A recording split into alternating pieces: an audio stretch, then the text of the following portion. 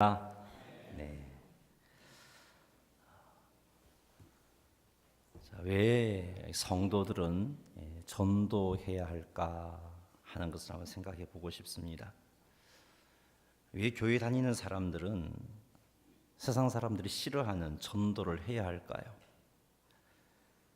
왜 교회는 다른 종교를 가지고 있는 자들에게 복음을 전하려고 하는 걸까요? 교회가 이렇게 행동하는 것은 잘못된 것일까요? 광신자들이 하는 것일까요? 정신이 제대로 박히지 못한 자들이 하는 행동일까요? 왜 교회는 성도들에게 부담이 되는 전도를 강조하는 걸까요? 그냥 조용하게 신앙생활 하도록 내버려 두지, 일요일마다 그냥 예배당에 와서 예배 드리고 말씀 가운데 위로받고 또 그냥 그렇게 살도록 내버려 두지, 일요일을 주일이라고 그러면서 특별하게 의미를 부여하고 주일 한번 지키는 것만으로 되지 않고 전도해야 된다고 그렇게 하는 걸까? 한 주일 동안 지친 심신을 예배를 통해서 치유받고 또 그렇게 잘 살아갈 수 있도록 하는 것이면 족하지 않는 걸까? 그냥 교회가 성도들에게 선행을 강조하고 또 그런 선행을 통해서 만족하게끔 하는 것이 교회가 할 일이 아닌가? 왜 사람들이 싫어하는 전도를 하게 하고 왜 부담 갖는 전도를 강조하는 걸까? 여러분, 여기에 대한 답을 오늘 한번 생각해 보겠습니다. 과연 전도는 광신자들이 하는 것이고 복음을 전하는 것은 좀 현대인으로서 지혜롭지 못하는 것이고 다른 사람들의 어떤 종교적인 취향도 인정해 줘야 하는 것인데 왜 교회가 잘못된 그런 것을 하게 하는 걸까? 여기에 대한 답을 오늘 말씀을 통해서 한번 생각해 보도록 하겠습니다. 먼저 전도는 생명을 살리는 일이기 때문에 교회가 전도해야 합니다. 생명을 살리는 일입니다. 전도란 사람에게 복음을 전하는 것입니다. 복음이 뭐냐 하면은 우리의 구원자이신 예수님께서 우리의 죄값을 십자가에서 다 갚아 주셨다는 것이 복음입니다. 누구든지 예수님께서 구원자 되심을 믿으면 죄 사함을 받고 천국에 갈 수 있다는 것이 복음입니다. 이것을 전해야 됩니다. 천국과 지옥은 분명히 존재합니다. 진리인 하나님의 말씀이 이것을 선포하고 있습니다. 누가 천국에 갈 수 있습니까? 죄가 없는 사람이 천국에 갑니다. 죄인들은 다 지옥에 갈 수밖에 없습니다. 그런데 문제는 죄가 없는 사람이 없다는 것입니다. 모든 사람이 다 죄인입니다. 죄를 짓지 않고 살 수 있는 사람은 없습니다. 행동으로 죄를 짓지 않는다 할지라도 생각으로 죄를 짓습니다. 입술로 죄를 짓습니다. 거짓말을 하고 욕을 하고 저주합니다. 자기의 감정이 상하면 이 입술을 주체하지 못합니다. 다스리지 못합니다. 그런데 무엇보다도 가장 큰 죄는 우리를 만드신 하나님을 거부하는 것입니다. 우리를 만드신 하나님을 믿지 않는 것입니다. 사실 이 땅에 존재하는 모든 죄는 사람들이 하나님을 의지하지 않고 떠남으로 생긴 것입니다. 아담과 하와가 하나님과의 바른 관계 속에 있었을 때에는 그들에게 죄가 없었습니다. 하나님에게서 풍성한 생명이 공급되었기 때문입니다. 부족함이 없었습니다. 남의 것을 빼앗아야 할 이유도 없었습니다. 하나님과의 바른 관계가 있었을 때에는 정말 죄가 없이 행복하게 살았습니다. 그러나 아담과 하와가 하나님께 불순종함으로 죄인이 되고 맙니다. 그 결과 온갖 악한 생각과 말과 행동들이 사람에게서 나오게 된 것입니다. 아담과 같은 죄값을 갚지 않고서는 사람들이 천국에 갈 수 없습니다. 모두가 지옥에 갈 수밖에 없습니다. 두 번째 우리 생각해 볼 수 있는 것은, 참으로 심각한 것은 사람들에게는 죄값을 갚을 수 있는 길이 없다는 것입니다. 모두가 죄인인데 사람들 스스로에게서는 죄값을 갚을 길이 없다는 것입니다. 지금부터 결심하여 죄짓지 않으면 천국에 갈 수 있을까요, 여러분? 지금부터 죄짓지 않고 산다 할지라도 이미 지은 죄 문제는 어떻게 한단 말입니까? 그리고 지금부터 죄짓지 않고 살면 과거의 죄가 다 용서된다 할지라도 지금부터 죄짓지 않고 살 수 있는 사람은 없습니다. 왜냐하면 하나님과의 관계가 회복되지 않으면 자연스럽게 죄를 지을 수밖에 없기 때문입니다. 죄인이기 때문에 생각하고 행하는 것들이 다 죄입니다. 그래서 이 땅에 존재하는 모든 종교는 사람들의 노력으로 죄 문제를 해결하려고 하고 있기 때문에 그래서 우리가 그들에게 찾아가서 복음을 전하는 겁니다. 사람들의 노력으로 천국에 가고자 합니다. 선한 일을 통해서 착한 일을 많이 해서 천국에 가고자 합니다. 이것이 세상 종교의 가르침입니다. 그런데 사람이 죄짓지 않고 선한 일을 하는 것은 불가능합니다. 살다 보면 죄를 짓게 됩니다. 아무리 결심하고 또 결심해도 죄 짓습니다. 착하게 살고 싶어도 죄 짓습니다. 죄가 싫어도 죄를 짓습니다. 결심하고 결심해 보아도 또 죄를 짓는 게 우리들입니다.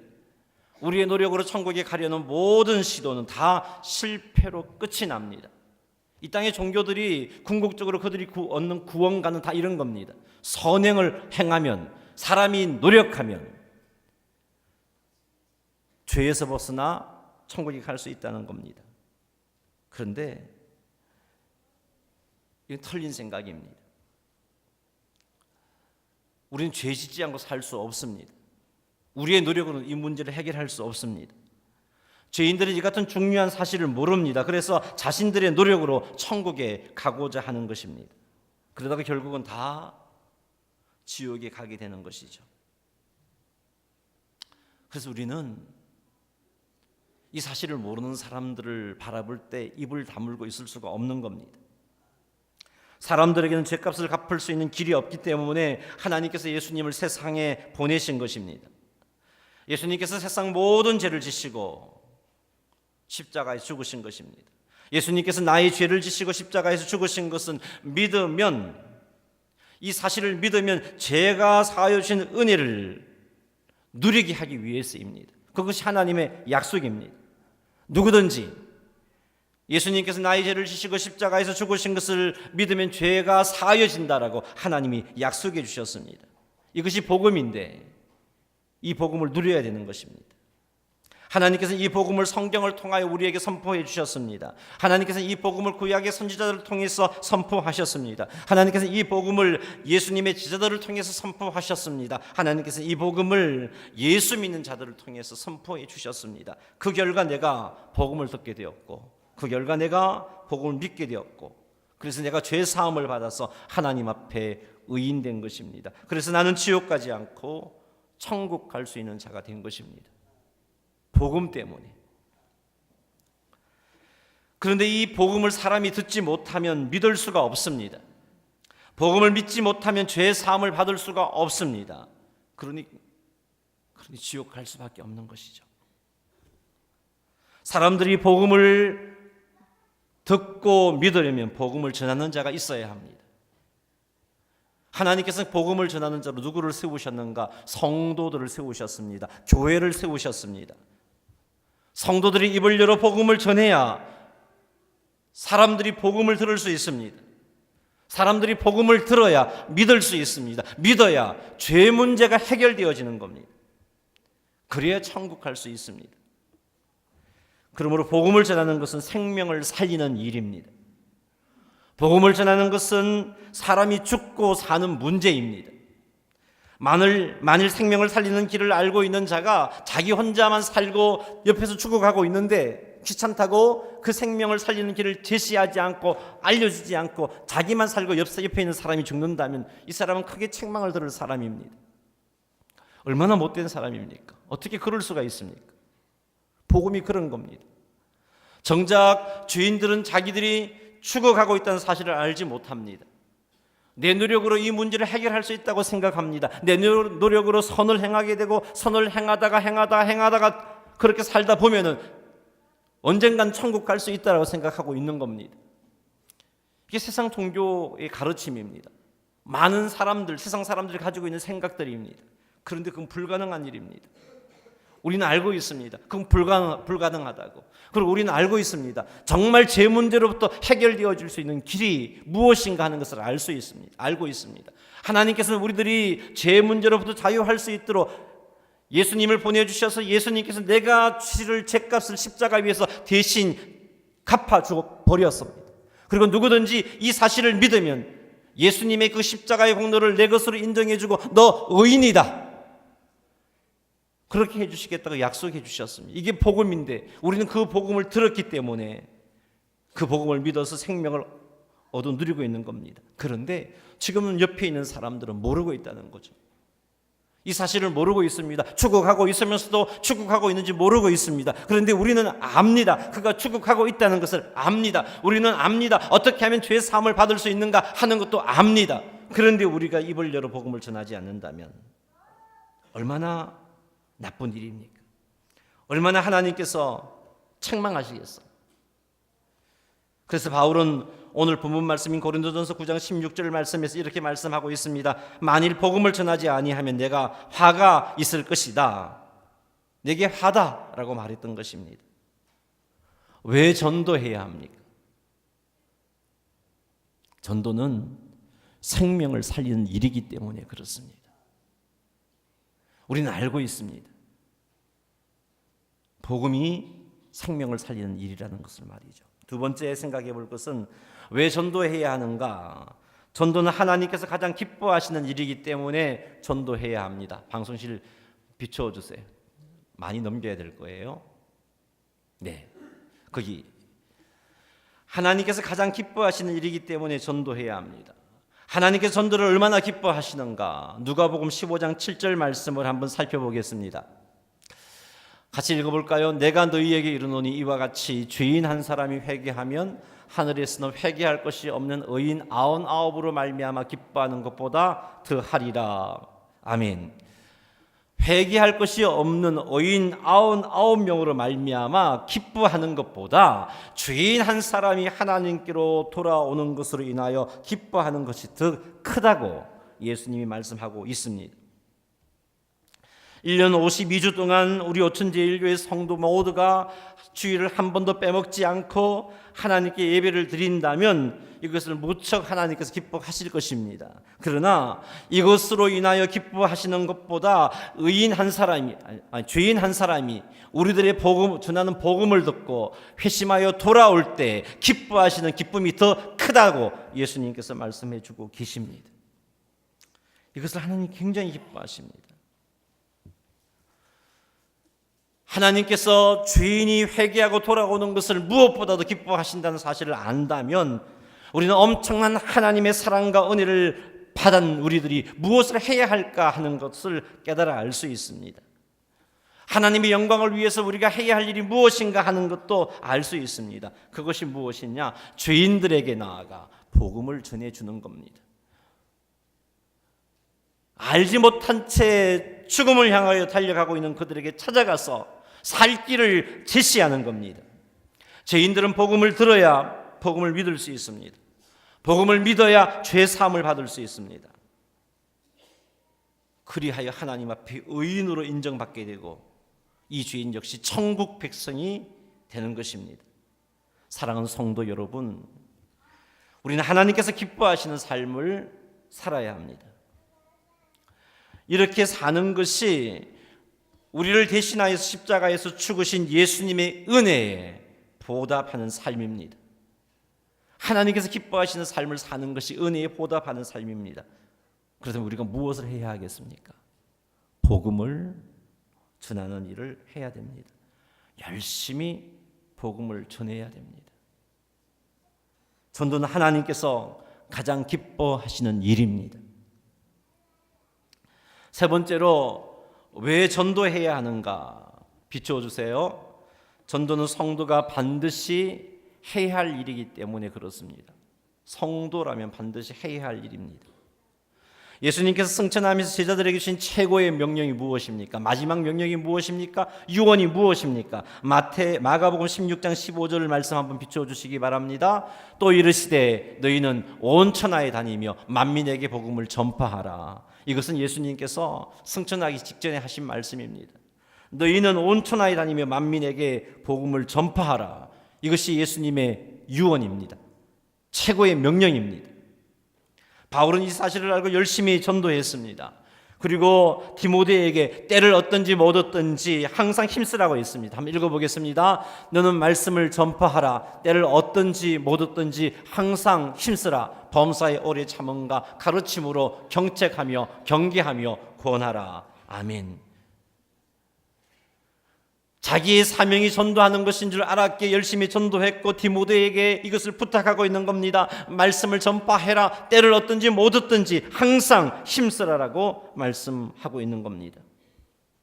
성령 하나님께서 우리에게 오신 이유도 우리로 하여금 전도자의 삶을 살도록 하기 위해서입니다. 한번 읽어보겠습니다. 오직 성령이 너희에게 임하시면 너희가 권능을 받고 예루살렘과 온 유대와 사마리아와 땅끝까지 이르러 내 증인이 되리라 하시니라. 아멘. 성령님이 임하시면 어떻게 된다고요? 우리가 예수 그리스도의 증인이 된다라고 말씀하십니다.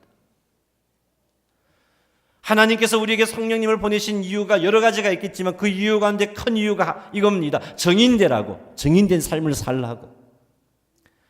예수 믿는 누구에게든지 성령님이 함께하고 계십니다. 그러기에 우리 모두는 증인된 삶을 살아야 하는 겁니다.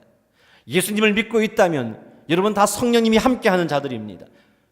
성령님이 함께하고 있다는 것은 나에게 하나님께서 원하시는 바가 복음을 전하는 것이구나 하는 것입니다. 그래서 바울이 복음을 전하지 아니하면 내게 화가 있을 것이라고 한 겁니다. 읽어보겠습니다. 내가 복음을 전할지라도 자랑할 것이 없으면 내가 부득불할 일임이라. 만일 복음을 전하지 아니하면 내게 화가 있을 것이로다. 아멘. 여러분, 전도는 우리 주님께서 이 땅에 오셔서 한평생 힘썼던 일입니다. 그리고 승천하시면서 우리에게 당부하셨습니다. 예수님께서 십자가에서 죽으심으로 죄의 사함을 받을 수 있는 길을 열어놓으셨고 십자가에서 죽으심으로 죄의 값에서 벗어나 천국 백성 될 수 있는 길을 만들어 놓으셨어요. 그리고 하나님의 은혜는 누구든지 이 사실을 믿으면 죄 사함을 얻는 건데 전하지 않으면 이런 일이 일어날 수가 없거든요. 전하지 않으면 이런 일이 일어날 수가 없어요. 그래서 승천하시면서 당부한 거예요. 우리들에게 복음을 전하라고 말이죠. 여러분들이 어떻게 예수님을 믿게 되었을까요? 누군가가 여러분에게 복음을 전해 주었기 때문입니다. 그것이 부모님일 수도 있고요. 그것이 내 친구일 수도 있고요. 그것이 내 옆집 사람일 수도 있습니다. 누군가가 나에게 복음을 전해 주었기 때문입니다. 누군가가 눈물로 기도했고 누군가가 나를 위해서 열심을 내어서 복음을 전했기 때문에 내가 예수님을 믿고 있는 겁니다. 믿어서 의인 되었고 믿어서 지금 죽어도 천국 갈 수 있는 자가 된 것입니다. 우리는 예수님의 이 같은 명령을 기억하면서 전도해야 합니다. 왜 전도해야 합니까? 우리를 전도자로 부르셨기 때문입니다. 말씀을 맺습니다. 왜 전도해야 할까요? 생명을 살리는 일이기 때문에 그렇습니다. 얼마나 중요한, 천하보다 귀한 생명입니다. 생명을 살리는 일이 전도입니다. 그리고 하나님께서 가장 기뻐하시는 일이 전도입니다. 세상에 그 어떤 것도 이보다 하나님을 기쁘시게 할 수가 없습니다. 그 무엇으로도 이보다 하나님을 기쁘시게 할 수가 없습니다. 하나님이 가장 기뻐하시는 일, 전도입니다. 그리고 성도가 반드시 해야 할 일입니다. 우리를 부르셨어요. 전도자로 부르셨어요. 우리를 세우셨어요. 전도자로 세우셨습니다. 우리는 전도자의 사명을 가진 자입니다. 전도할 책임이 있습니다. 이것에 게을리한다면 우리는 우리 예수님께 책망을 들을 수밖에 없습니다. 전도가 교회의 사명이기에 전도가 성도의 사명이기에 1년 365일 우리가 전도해야 하지만 특별히 우리 오천 제1교회가 전도 운동을 하려고 합니다. 그래야 좀 움직일 수 있기 때문이죠. 그래서 다음 주부터 12주간 소그룹 전도 운동을 합니다. 그것을 위해서 여러분들이 오늘 오후 예배 마치고 전도 구호 발표를 준비한 것입니다. 전도는 반드시 우리의 해야 할 사명임을 명심하고 모든 성도가 12주 동안 소그룹 전도 운동에 동참하시기를 주의 이름으로 부탁드립니다. 오늘 여러분 들어오실 때 주보에서 용지 하나를 받으셨습니다. 태신자 작정 카드를 받으셨습니다. 여러분, 전도자의 사명을 가지고 있는 우리들이 해야 할 가장 첫 번째 순종의 발걸음이 뭐냐? 내 마음에 전도 대상자를 품는 겁니다. 태신자라는 의미는 태자가 잉태할 태자입니다. 전도할 대상자를 내 가슴에 품는다는 의미입니다. 그 영혼을 가슴에 품고 날마다 그 영혼을 위해서 눈물로 기도하고 하나님 앞에 기도하면서 그 영혼을 지혜롭게 섬기는, 그래서 때가 되어 그에게 복음을 전해서 예수 믿는 자로 거듭나게 하는, 그것이 태신자 전도 운동입니다. 이제 여러분 이것을 받으셨는데 짤막한 글을 제 글을 하나 실었습니다. 꼭 읽어보시고 셀 예배 전까지 여러분들이 고민을 하십시오. 그리고 여기에 들어갈 전도 대상자 3번을 보면은 가족 가운데 믿지 않는 자, 이웃 가운데 믿지 않는 자, 자주 대화하는 사람 가운데 믿지 않는 자, 동네로 이사 왔는데 아직 교회를 정하지 못한 자가 여러분 태신자 중에 한 사람입니다. 기도하면서 정하셔서 이들을 그 중에 세 분을 기록하십시오. 이름을 적으시고 관계를 적으시고 이웃이면 이웃, 가족이면 가족, 전화번호와 주소를 적으십시오. 주소를 꼭 파악하십시오. 이번에 전도 운동은 손편지를 쓰는 운동을 할 겁니다. 물론 12주 동안 손편지를 쓰지는 않습니다. 한 번 정도, 두 번 정도 복음 메시지를 담은 손편지를 쓸 거예요.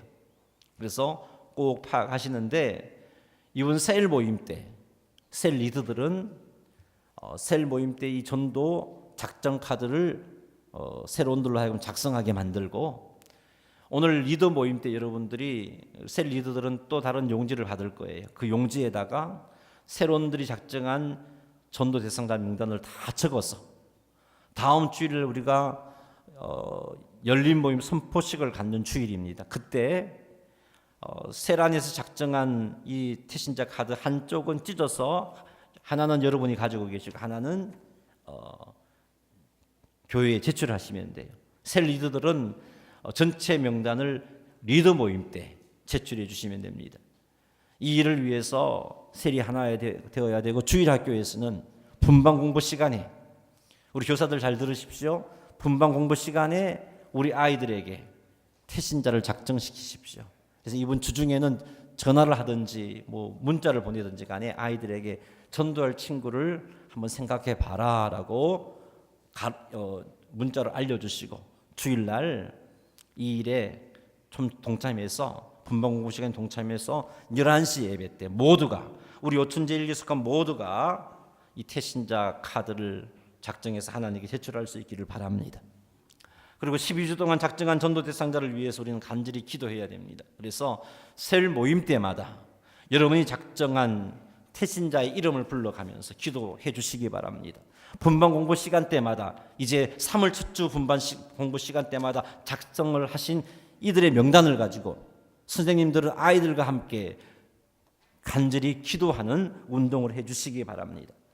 이렇게 기도하면서 태신자를 어떻게 섬길지 셀 모임 때 의논을 나누시고, 태신자를 어떻게 섬길지 분반 공부 시간에 선생님과 아이들이 의논을 나누어서 같이 소그룹으로 섬기는 겁니다. 때로는 문자도 보낼 수도 있고, 때로는 전도 편지를 보낼 수도 있고, 때로는 전도 대상자의 필요를 채워주기도 하고, 성령님 인도를 따라 12주 동안 열심히 한번 섬겨 볼 겁니다. 그래서 5월 21일 날이 영혼 추수주일인데 5월 21일 날 우리의 사명인 전도의 사명의 열매를 맺기 위해서 초청을 합니다. 근데 초청했을 때 와서 예수 믿느냐 믿지 않느냐는 우리의 소관 아닙니다.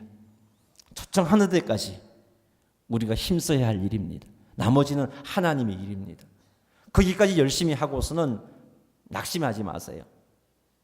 거기까지 열심히 했다면 우리는 하나님의 전도자로 부름을 받은 자로서 최선을 다한 것입니다. 우리 주님께서 기뻐 인정해 주실 것입니다.